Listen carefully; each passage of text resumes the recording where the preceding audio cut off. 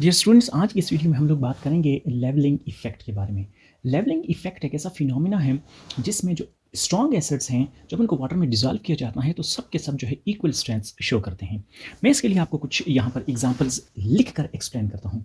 मसलन हम यहाँ पर ले लेते हैं कुछ स्ट्रॉन्ग एसिड्स जैसे HClO4 है। जब इसको वाटर में हम हल करते हैं, हम जानते हैं HClO4 चूंकि स्ट्रॉन्ग एसिड है तो यहाँ पर वाटर जो है वो एक्ट करेगा एज ए बेस। तो यहाँ पर हमारे पास सोल्यूशन में बन जाता है H3O पॉजिटिव आयन और साथ ClO4 नेगेटिव आयन कि जो HClO4 है इसकी जो pK वैल्यू है वो -10 होती है। इसके मुकाबले में जो H3O पॉजिटिव आयन जो कि हाइड्रोनियम आयन आपके पास बना है इसकी pK वैल्यू होती है -1.7। इसी तरह से अगर हम H2SO4 को भी पानी में डिजोल्व करें तो ये भी वाटर के अंदर डिजोल्व होने के बाद हमें इसी तरह से हाइड्रोनियम आयन देगा और साथ इसका कंजुगेट बेस बन जाएगा SO4 नेगेटिव 2। अब जो H2SO4 की pK वैल्यू होती है वो होती है -3, लेकिन यहाँ पर आप देख सकते हैं इसने भी H3O दिया है।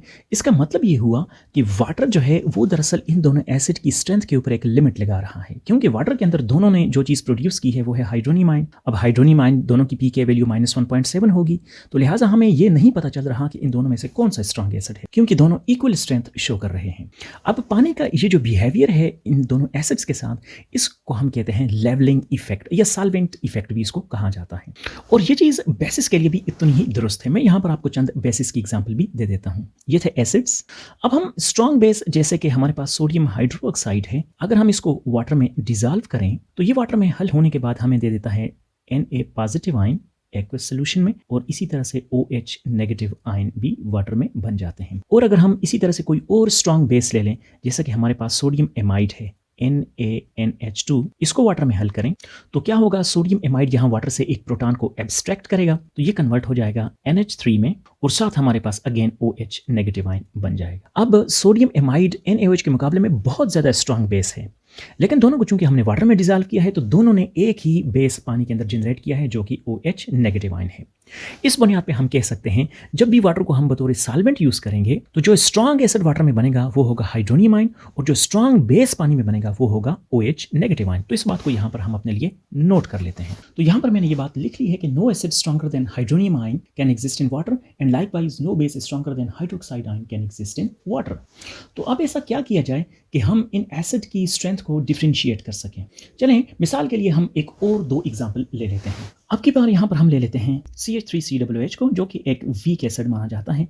तो हम ले लेते हैं CH3COOH जो कि एसिटिक एसिड है। इसको अब हम डिजोल्व करते हैं वाटर के अंदर। जब हम इसको वाटर के अंदर डिजोल्व करते हैं तो अगेन ये हमें दे देता है CH3COO नेगेटिव, और इसी तरह से हमारे पास हाइड्रोनियम आयन बन जाता है। अब जो pK वैल्यू होती है CH3COOH की, ये होती है तकरीबन 4.75, जबकि H3O जो है इसकी होती है, जैसे हम जान चुके हैं, -1.7।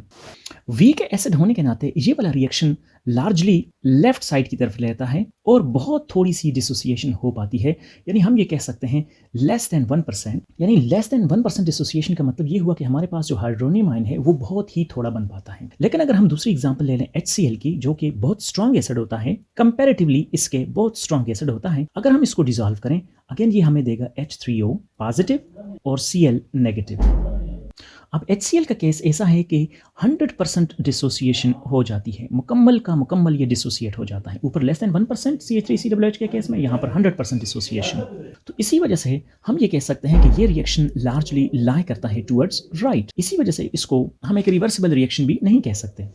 अब यहाँ इस पर्टिकुलर केस में वाटर जो है वो लिमिट नहीं लगा रहा। हम ये कह सकते हैं कि एक केस में हमारे पास H3O बन रहा है और दूसरे केस में नेग्लिजिबल अमाउंट में बन रहा है। इसका मतलब ये है कि इस पर्टिकुलर केस में वाटर जो है वो लिमिट नहीं लगा रहा जो वो स्ट्रॉन्ग एसिड के केस में यहाँ पर लगा रहा था। तो यहाँ पर वाटर जो है वो एक्ट कर रहा है एज ए डिफरेंशिएटिंग सॉल्वेंट। अब ये जो सॉल्वेंट एसिड की स्ट्रेंथ के ऊपर एक लिमिट लगा रहा है, इसको हम एक मिसाल से समझ लेते हैं। मिसाल के तौर पर दो स्टूडेंट हैं जो कि वेट लिफ्टिंग कर रहे हैं। एक बहुत स्ट्रॉन्ग स्टूडेंट है, दूसरा वीक स्टूडेंट है। जब ये वेट लिफ्टिंग कर रहे हैं दोनों के सामने एक जितना वजन पड़ा हुआ है, लेट्स से इट्स 10 kg, जिसको जो स्ट्रॉन्ग वेल बेल्ट लिफ्टर है वो भी उठा लेगा और जो थोड़ा वीकर वेट लिफ्टर है वो भी उठा लेगा। तो अब ये जो वेट था, इस वेट की बुनियाद पर हम ये डिसाइड नहीं कर सकते कि दोनों में से कौन सा स्ट्रॉन्ग या कौन सा बेहतर वेट लिफ्टर था, क्योंकि इस कम वजन ने उनकी स्ट्रेंथ के ऊपर लिमिट लगा दी है। तो अब हमें कोई दूसरा वजन चूज करना पड़ेगा ताकि हम दोनों की वेट लिफ्टिंग या दोनों की जो स्ट्रेंथ है उसको आजमा सकें। तो हमें वजन को बढ़ाना पड़ेगा। इसी तरह से चूंकि वाटर की अपनी एक लिमिट थी, उससे बियॉन्ड वो एसिड की स्ट्रेंथ मैयर नहीं कर सकता था, इसलिए हमें कोई दूसरा सॉल्वेंट ढूंढना पड़ेगा जो डिफ्रेंशिएट कर सके कि इन दोनों में से स्ट्रॉन्ग एसिड कौन सा है। अब अगर हम यहाँ पर इन दोनों एसिड्स को जो ऊपर मैंने आपको डिस्क्राइब किए उनको डिजॉल्व करूं एसिटिक एसिड के अंदर, लाइक HClO4, इसको मैं डिजॉल्व करूं CH3COOH। बज़ाहिर CH3COOH तो एक एसिड होता है, लेकिन जब HClO4 उसकी प्रेजेंस में होगा तो ये एक्ट करेगा एज ए बेस। तो अब HClO4 जो है वो अपना प्रोटॉन इसको डोनेट करेगा, तो आपके पास बन जाएगा CH3COOH2। तो यहाँ पर ऑक्सीजन के ऊपर पॉजिटिव चार्ज आ जाएगा और साथ हमारे पास बन जाएगा ClO4 नेगेटिव। इसी तरह से दूसरा एसिड जो है H2SO4, उसको भी हम इसके अंदर डिजॉल्व करें, जो कि हमने अभी सॉल्वेंट के तौर पर लिया है, तो हमारे पास दोबारा ये स्पीशी बनेगी और साथ सल्फेट आयन बन जाएंगे। अब यहाँ पर कौन सा रिएक्शन ये वाला कंजुगेट बेस प्रोड्यूस करेगा? तो ये HClO4 जो है ये लार्जली ज़्यादा अमाउंट में CH3COOH2 प्रोड्यूस करेगा, उसके मुकाबले में H2SO4 बहुत कम ये वाले आयंस प्रोड्यूस करेगा। तो अब यहाँ पर CH3COOH जिसको हमने यूज़ किया, इसकी मदद से हम दोनों की स्ट्रेंथ बता सकते हैं कि दोनों में से कौन ज़्यादा स्ट्रॉन्ग एसिड है। इसी वजह से CH3COOH इन दोनों के लिए एक डिफरेंशिएटिंग सॉल्वेंट के तौर पर एक्ट करता है। अब यहाँ पर हम बेसिस का केस भी ले लेते हैं। मसलन हमारे पास फ्लोराइड आयन है जो कि बेस के तौर पर एक्ट करता है। अगर हम इसको वाटर में डिजॉल्व करें तो ये वाटर में डिजॉल्व होने के बाद HF और साथ जो है वो दे देगा OH नेगेटिव आयन। दूसरा बेस यहाँ पर हम ले लेते हैं सोडियम हाइड्रोक्साइड को। जैसा कि हम पहले देख चुके हैं ये बहुत स्ट्रॉन्ग बेस होता है, तो वाटर में डिजॉल्व होने के बाद ये सोडियम पॉजिटिव और OH नेगेटिव आयन में कन्वर्ट हो जाए। अब जो फ्लोराइड आयन है उसके केस में जो रिएक्शन होता है वो लार्जली लाई करता है टुवर्ड्स लेफ्ट और बहुत कम फ्लोराइड जो है वो डिसोसिएट करके HF बनाता है, जबकि नीचे वाले केस में 100% डिसोसिएशन होती है सोडियम हाइड्रोक्साइड की। तो इसलिए हम यहाँ पर कह सकते हैं कि यहाँ पर जो H2O है वो एक्ट कर रहा है as a differentiating solvent for these two bases. अब हम बता सकते हैं कि सोडियम हाइड्रोक्साइड जो है वो बहुत स्ट्रॉन्ग बेस है, इसके मुकाबले में जो फ्लोराइड है वो रिलेटिवली एक वीक बेस है। तो मैं यहाँ पर एसिड और बेसिस की एक लिस्ट बना लेता हूँ, जिसके बिल्कुल सेंटर में मैं रख लेता हूँ इस वक्त वाटर को। अगर आप हमने वाटर को यूज़ करना है किसी एसिड के साथ तो वो ये वाले एसिड्स हो सकते हैं, और इसी तरह से वाटर को अगर बेसिस के साथ हमने यूज़ करना है तो फिर वो ये वाले बेसिस के साथ इसको इस्तेमाल किया जा सकता है। इससे बियॉन्ड ये वाले वाटर के साथ रिएक्ट करेंगे, these basis will react with water. इसी तरह से ये वाला जो साइड है यहाँ पर आप देख सकते हैं ये भी वाटर के साथ रिएक्ट करेंगे। और ये जो दरमियान वाली कैटेगरी है एसिड्स और बेसिस की, यहाँ पर वाटर जो है वो रिएक्शन नहीं करेगा, तो हम वाटर को इनके साथ बतौर सॉल्वेंट यूज़ कर सकते हैं। दूसरे लफ्ज़ों में ये जो दरमियान में कैटेगरी मौजूद है एसिड और बेसिस की, ये उन एसिड और बेसिस की जो स्ट्रेंथ है उसके ऊपर कोई लिमिट प्लेस नहीं कर सकता। और ये जो एसिड की स्ट्रेंथ सॉल्वेंट की वजह से लिमिट हो जाती है, इसको हम इस्तेमाल करके किसी रिएक्शन को कंट्रोल भी कर सकते हैं। मैं यहाँ पर आपको एक बहुत अच्छी एग्जांपल देने जा रहा हूँ, उससे आपको आइडिया होगा कि ये जो लेवलिंग इफेक्ट, ये जो सॉल्वेंट का जो इफेक्ट होता है ये कितना इंपॉर्टेंट होता है। लेट्स से हमारे पास एक रिएक्टेंट है डाइकीटोन, और हम चाहते हैं यहाँ पर जो इसका हाइड्रोजन है इसको एब्स्ट्रैक्ट कर लें और इसको एक आयन में कन्वर्ट कर लें, लाइक CH3। मतलब जब यहाँ से हाइड्रोजन को एब्स्ट्रैक्ट कर लिया जाएगा तो यहाँ CH के ऊपर नेगेटिव चार्ज आ जाएगा। अब हमें यहाँ पर एक स्ट्रॉन्ग बेस चाहिए जो इस हाइड्रोजन को यहाँ से एब्स्ट्रैक्ट कर ले, लेकिन याद रहे हम अगर बहुत ज़्यादा स्ट्रॉन्ग बेस लेंगे तो वो इसके साथ रिएक्शन करने के बजाय सीधा वाटर के साथ रिएक्शन कर लेगा और वाटर से वो प्रोटॉन को एब्स्ट्रैक्ट कर लेगा। तो इसके लिए pK वैल्यूज़ जो हैं वो काफ़ी अहमियत की हामिल हैं।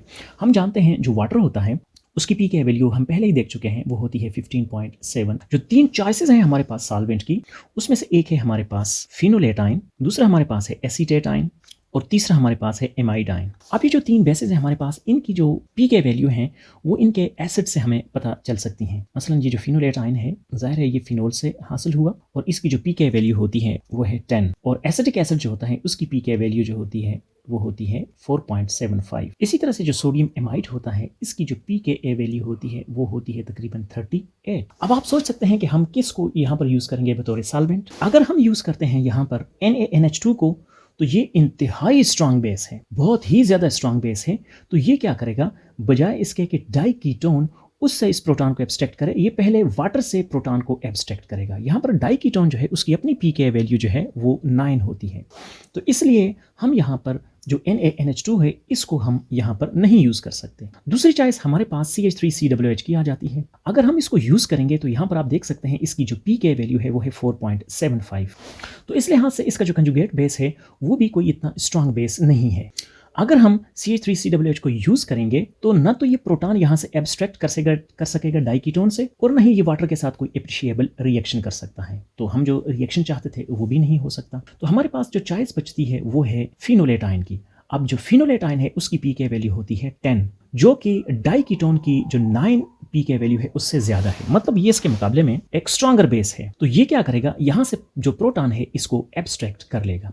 लेकिन उसी वक्त अगर हम इसको वाटर के साथ कंपेयर करके देखें तो ये वाटर जिसकी pK वैल्यू 15.7 है उसके साथ रिएक्शन भी नहीं कर सकेगा। तो ये हमारे पास जो है वो मिडिल ग्राउंड में आ जाता है। इसको हम यहाँ पर यूज़ कर सकते हैं एज ए बेस जो यहाँ से इस प्रोटॉन को एब्स्ट्रैक्ट करेगा। तो बेस्ड ऑन pK वैल्यूज़ हम डिसाइड कर सकते हैं कि हमने कहाँ पर कौन सा सॉल्वेंट यूज़ करना है ताकि हमारा रिएक्शन भी हो जाए और कोई साइड रिएक्शन जैसे वाटर के साथ रिएक्शन है उसको भी हम अवॉइड कर जाएं। यहाँ पर एसिड बेस की स्ट्रेंथ के हवाले से बड़ा एक इंटरेस्टिंग फैक्ट है। HCl जो है वो वाटर के अंदर एसिड के तौर पर एक्ट करता है और NH3 के अंदर एक स्ट्रॉन्गर एसिड के तौर पर एक्ट करता है, जबकि CH3COOH के अंदर एक वीक एसिड के तौर पर एक्ट करता है और बेंजीन के अंदर ये न्यूट्रली बिहेव करता है। लेकिन अगर आप इसको HF के साथ लेंगे तो फिर ये वीक बेस के तौर पर बिहेव करता है। यानी एक ही चीज़ जो है वो मुख्तलिफ बिहेवियर शो कर रही है डिपेंडिंग अपॉन कि आप उसको किस के साथ ले रहे हैं। तो यहाँ पर मैं आपको इस एग्जाम्पल के जरिए से समझाऊंगा। अब मैं यहाँ पर इस बात को एक्सप्लेन करता हूँ कि HCl क्यों वाटर के अंदर एसिड के तौर पर एक्ट कर रहा है और NH3 के अंदर एक स्ट्रॉन्गर एसिड के तौर पर एक्ट कर रहा है। देखें यहाँ पर HCl को जब हम वाटर में मिक्स करते हैं तो ये हमें दे देता है H3O positive plus Cl negative. यहाँ से ये जो प्रोटॉन है इसको वाटर ने एब्स्ट्रैक्ट किया है। इसी तरह से अगर HCl को हम अमोनिया के अंदर यूज करें, अब अमोनिया चूंकि वाटर के मुकाबले में ज्यादा स्ट्रॉन्गर बेस है तो लिहाजा इसकी टेंडेंसी यहाँ से प्रोटॉन लेने की ज्यादा है। वाटर की टेंडेंसी HCl से प्रोटॉन लेने की कम है। तो अब यहाँ जो HCl का प्रोटॉन है वो बहुत इजीली आसानी से अमोनिया की तरफ चला जाएगा। तो ये बना देगा NH4 पॉजिटिव और प्लस Cl नेगेटिव। अब है एक ही एसिड, लेकिन ऊपर वाटर के केस में चूंकि इसके साथ जो बेस मौजूद है वो रिलेटिवली वीक है, वीक बेस है, तो इसलिए ये उतना स्ट्रॉन्ग एसिड के तौर पर एक्ट नहीं कर रहा। यहाँ पर थोड़ा जो बेस है वो रिलेटिवली स्ट्रॉन्ग बेस है। तो इस वजह से वाटर के मुकाबले में रिलेटिवली बेटर बेस है। इसी वजह से यहाँ पर HCl जो है वो ज़्यादा स्ट्रॉन्ग एसिड के तौर पर एक्ट कर रहा है।